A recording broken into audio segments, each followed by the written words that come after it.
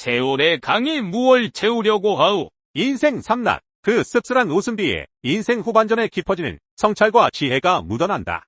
본전, 목숨, 비밀이 보장될 때 비로소 즐길 수 있다는 노름, 전쟁, 불륜, 이는 인간의 욕망과 어리석음을 풍자적으로 드러내지만 동시에 삶의 불안정성과 위험을 암시한다. 불식 조금 짧은 시간도 헛되이 보내지 말라는 옛 성현의 가르침을 전하고 싶지만 쉽지 않다.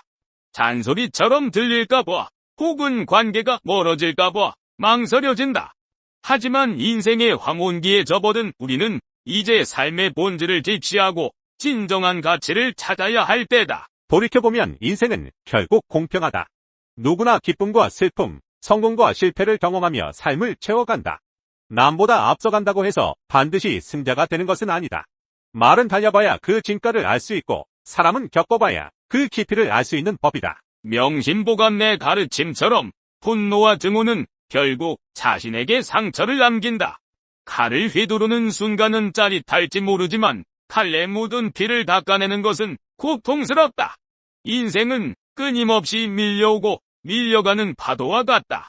다음 파도에는 무엇이 실려올지 아무도 예측할 수 없다. 이제 우리는 지식으로 살기보다는 마음으로 살고 마음으로 살기보다는 실천과 실존으로 살아가야 한다.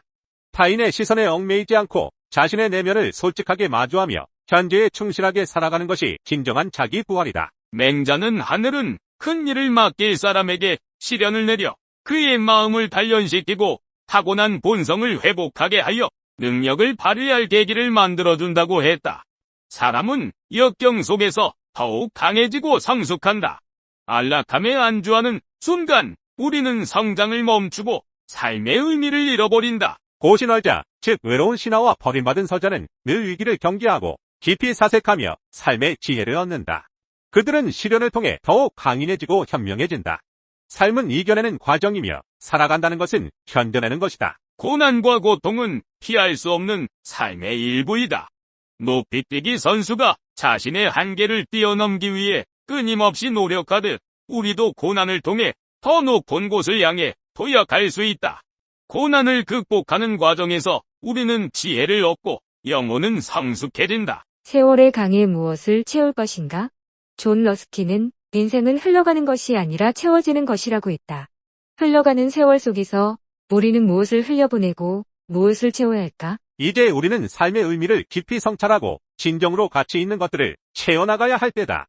후회 없는 삶을 위해 사랑하고 감사하고 배우고 나누는 삶을 살아가자. 몸은 늙어도 영혼은 늙지 않는다.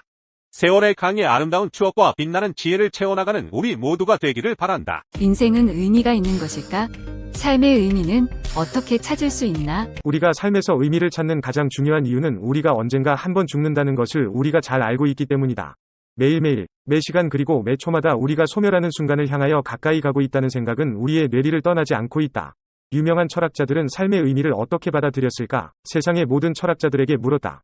임마누엘 칸트의 경우에 인생의 의미는 자신의 도덕적인 의무를 다하는 데 있었다. 이러한 의미 규정은 상당히 무미건조한 것이었다.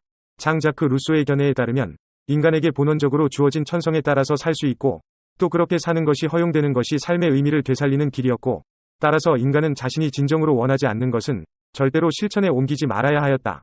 제러미 벤담은 자기 자신 및 여타의 사람들에게 가능한 한 가장 큰 쾌락을 제공해주는 것에서 인생의 의미를 찾았다. 칸트, 피히테 그리고 헤겔과 같은 대철학자들은 철학사에서 잊을 수 없는 기념비적인 대작들을 남겼고 이들의 후예들은 이러한 업적들 앞에서 어깨를 추스르는 것 이외에 스스로 무엇을 해야 할지조차 모를 지경이었다.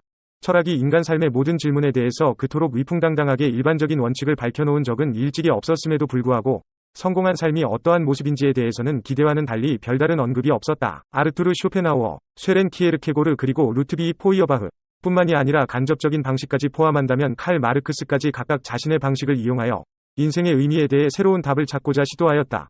쇼펜하우어는 인간은 행복하기 위하여 존재한다는 주장에 대하여 강한 반론을 제기하였다.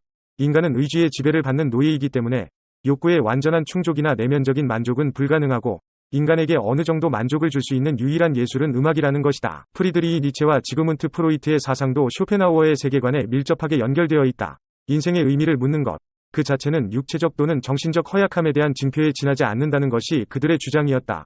건강한 인간이라면 보다 나은 인생의 의미를 구할 필요가 없기 때문이다. 인간이 행복해지기 위해서 필요로 하는 것은 음악 또는 사랑과 일이었다. 에른스트 마흐의 경우에 인생의 의미에 대한 질문은 자아의 문제와 함께 다루어졌다. 나비의 자아는 애벌레와 더 이상 같지 않고 마찬가지로 어린아이와 성인의 자아는 서로 다르다. 따라서 인생의 모든 국면에 동일한 의미를 적용하는 것은 도움이 되지 못한다. 진정으로 중요한 문제는 감정이고 이는 인생의 의미를 모두 함축하고 있다. 20세기의 중요한 철학자들은 인생의 의미에 대한 답변을 거부하였고 심지어는 자신은 이를 답변할 만한 입장이 아니라고 해명하는 것이 또 다른 과제가 될 지경이었다.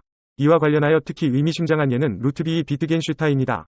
그의 입장에서 이러한 질문은 부질없는 것을 학문이라는 미명으로 다루는 것과 다름없었다. 이러한 질문의 성격상 긍정적인 대답은 불가능하다는 것이 비트겐슈타인의 의견이었다.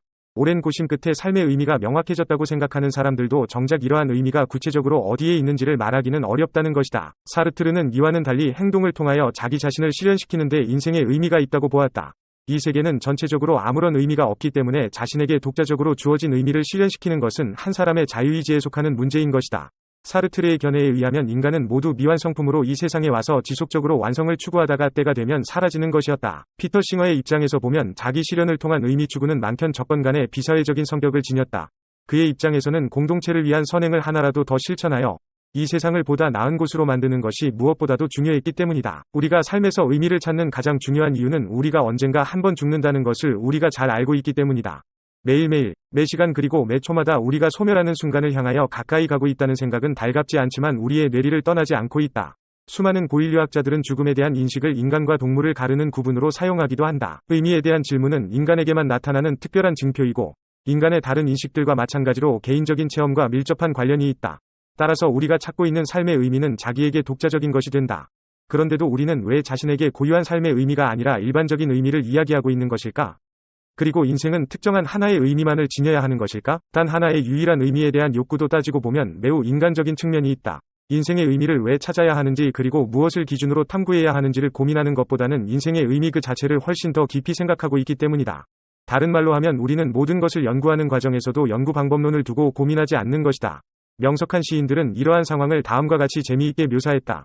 이상한 나라의 앨리스를 쓴 작가 루이스 캐럴에 의하면 아무런 의미가 인생에 없다면 더 이상 찾을 것이 없고 따라서 엄청난 수고를 절약할 수 있으니 이보다 더 좋을 일이 없다. 인생이 단 하나의 특정한 의미를 지녔다는 견해는 전혀 바람직하지 못한 관념이다.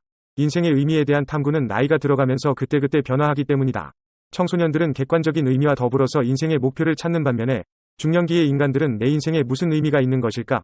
를 먼저 묻게 된다. 다른 말로 바꾸어 보면 나는 내 인생을 제대로 살았는가? 를 돌아보게 된다. 인생의 의미를 묻는 질문은 이제 인식의 요구에서 멀리 벗어나 있는 것이다. 철학적인 고민이 이제 심리학적인 결산으로 변화되고 자신이 살아온 인생에 의문이 드는 경우에는 자신에 대한 정당화가 먼저인 것이다. 이 과정에서 의미보다도 더 중요한 것은 성취감이다.